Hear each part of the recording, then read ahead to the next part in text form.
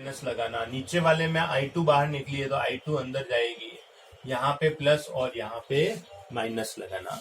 इस बात को आपको थोड़ा सा अच्छे से याद रखना है। इसके बाद में आप देखेंगे कि जो I इंटू आर है, ये करंट I है और इंटू आर है, इसको हम V से डिनोट करेंगे। ये बात आपको याद रखनी है। हम इस इक्वेशन में इसको V से डिनोट करेंगे। अब हम इस सर्किट के लिए इक्वेशन लिखते हैं और हम इसके साथ में इसका इक्विवेलेंट सर्किट भी बना लेते हैं। हम इन दो सेल और दो इंटरनल रेजिस्टेंस की जगह एक अकेला सिंगल सेल बनाना चाहते हैं। इन दोनों सेल का इक्विवेलेंट ईएमएफ ई इक्विवेलेंट होगा और इन दोनों सेल के इंटरनल रेजिस्टेंस का इक्विवेलेंट रेजिस्टेंस आर इक्विवेलेंट हो जाएगा। और ये बाहर जो सर्किट है इसमें I इंटू आर होगी, ये प्लस माइनस हो जाएगा, यहाँ पे प्लस माइनस हो जाएगा और इस सर्किट के अंदर I करंट ही चलेगी। यानी हम इन दोनों सेल को हटाकर और इन दोनों इंटरनल रेजिस्टेंस को हटाकर एक सिंगल इक्विवेलेंट ईएमएफ और सिंगल आर इक्विवेलेंट का फॉर्मूला प्रूफ करना चाहते हैं। ये हमारा मोटिव है। अब हम क्या करेंगे, इसकी करंट निकालेंगे और इसकी करंट निकालेंगे और उन दोनों के न्यूमरेटर को और उन दोनों के डिनोमिनेटर को कंपेयर करेंगे तो हमारे पास में आंसर आ जाएगा। तो बस हमें इसके अंदर करंट और इसमें करंट कैलकुलेट करनी आनी चाहिए। तो इसमें कैसे करंट को कैलकुलेट करेंगे इसको समझिए। सबसे पहले हम यहाँ पर चलते हैं, माइनस से प्लस की तरफ चले। तो अगर हम माइनस से प्लस की तरफ चले तो हमारे पास में ईएमएफ आ जाएगा, प्लस का ईएमएफ। फिर हम यहाँ पर आए, प्लस से माइनस की तरफ चले तो माइनस का V लिखा। I इंटू आर की जगह मैंने आपको क्या लिखा, V लिखना है अपन को। तो ये हमारे पास में आ गया माइनस का V। फिर हम ऊपर गए तो प्लस से माइनस की तरफ गए तो माइनस का I1 R1 आ गया, इक्वल टू 0 हो गया। अब हम इससे I1 निकाल लेते हैं। हमें टोटल करंट निकालनी है तो मैं ऊपर वाले सर्किट से I1 निकालूंगा, नीचे वाले पार्ट से I2 निकालूंगा, उन दोनों को जोड़ूंगा तो टोटल करंट I आ जाएगी। सिंपल सी स्ट्रेटेजी है। तो अब मैं यहाँ से IR कैसे निकालूंगा, इन दोनों को उधर ले जाता हूँ तो ये बन जाएगा माइनस I1 R1, ये प्लस E1 उधर जाएगा, माइनस E1 प्लस V उधर जाएगा तो माइनस उधर जाएगा तो प्लस बन जाएगा। यहाँ से माइनस साइन हटा देता हूँ, इसको प्लस कर देता हूँ, इसको प्लस कर देता हूँ, तीनों के साइन मैंने चेंज कर लिए। मुझे I1 निकालनी है तो R1 का दोनों साइड से डिवाइड किया तो ये बच गया I1 is equals to E1 upon R1 minus V upon R1। इस तरह से मैंने I1 निकाला।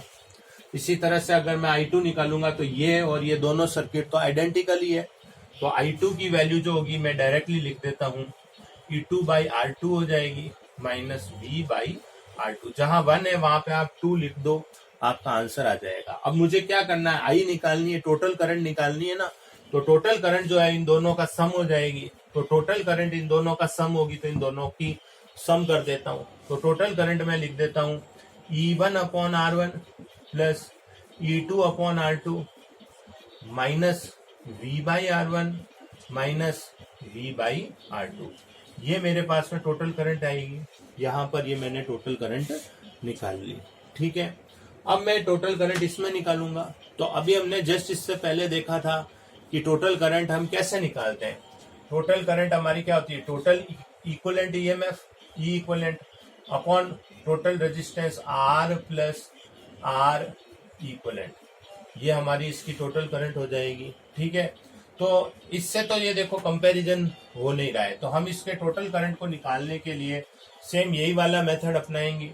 तो हम क्या करेंगे बेटा, IR की जगह पे V लिखना है, बस ये ध्यान रखना। तो माइनस से प्लस गए तो हमारा आ गया E इक्विवेलेंट, फिर ये प्लस से माइनस गए तो माइनस का V, और यहाँ पे आ जाएगा प्लस से माइनस गए तो माइनस का I into R equivalent is equal to 0। अब आप I निकाल लीजिए तो हमारा आंसर क्या आ जाएगा, माइनस IR इक्विवेलेंट, ये उधर चले जाएंगे, ये बन जाएगा minus E equivalent plus V।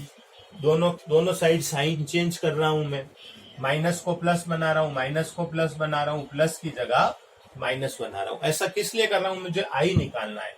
तो I की वैल्यू आ जाएगी E equivalent upon R equivalent minus V upon R equivalent.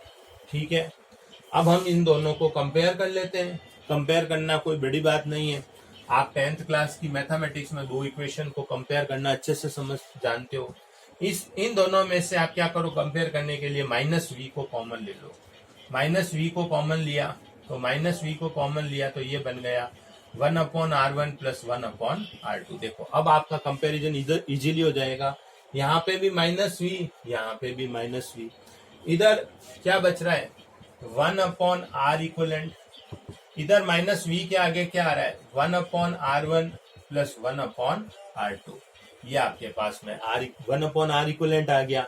इसको अपन सॉल्व करेंगे तो r इक्वलेंट क्या जाएगा r1 r2 upon r1 plus r2। अभी थोड़ी देर पहले आपको सॉल्व करना सिखाया था। 1/r1 प्लस 1/r2 का जो सॉल्यूशन होता है वो होता है r1 plus r2 upon r1 plus r2। तो ये हमारे को r इक्वलेंट निकालना था, ये हमने r इक्वलेंट निकाल दिया। अब हमें क्या निकालना है E इक्वलेंट। तो इन दोनों इक्वेशंस को कंपेयर करो, देखो कितना इजी है। इसमें इसका LHS क्या है, यहां से मैं रब कर देता हूं और फिर आपको कंपैरिजन सिखा देता हूं। इसका ये माइनस के आगे वाली टर्म क्या है, इसके माइनस के आगे वाली टर्म है E equivalent upon R equivalent, और इसमें माइनस के आगे वाली टर्म क्या है, माइनस के आगे वाली टर्म है E1 upon R1 plus E2 bye R2। कुछ नहीं है, सिर्फ इन दोनों को कंपेयर करना है। और अब आप R इक्वलेंट की वैल्यू तो आपको पता ही है, तो आप यहां से इसका एलसीएम लेके R इक्वलेंट की वैल्यू रख दो, आपके पास में E इक्वलेंट आ जाएगा। तो आप कुछ भी नहीं है, सिंपल इसका एलसीएम ले लीजिए, R1 R2 इसकी वैल्यू आ जाएगी E1 R2 E2 R1। इस स्टेप में मैंने एलसीएम ले लिया और उसके साथ साथ मैं क्या कर रहा हूं कि इस टर्म का तो एलसीएम ले लिया और R इक्वलेंट को मल्टीप्लाई करवा दिया। R इक्वलेंट का मल्टीप्लाई करवाने के बाद में ये R इक्वलेंट की वैल्यू मैं यहां रख देता हूं, तो मेरे पास E इक्वलेंट आ जाएगा।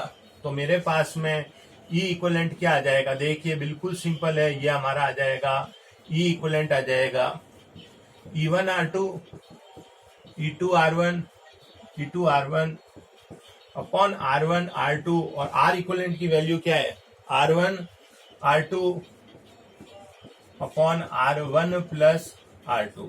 ये R1 R2 से R1 R2 गया तो आपका E इक्वलेंट आ गया E1 R2 E2 R1 upon R1 plus R2। तो देखिए हमने कितना इजीली पैरेलल कॉम्बिनेशन के अंदर E इक्वलेंट और R इक्वलेंट दोनों ही कैलकुलेट कर लिए। तो इस तरह से आज की क्लास में हमने रजिस्टर्स के सीरीज कॉम्बिनेशन, पैरेलल कॉम्बिनेशन को पढ़ा और सेल के भी सीरीज कॉम्बिनेशन और पैरेलल कॉम्बिनेशन को पढ़ लिया है।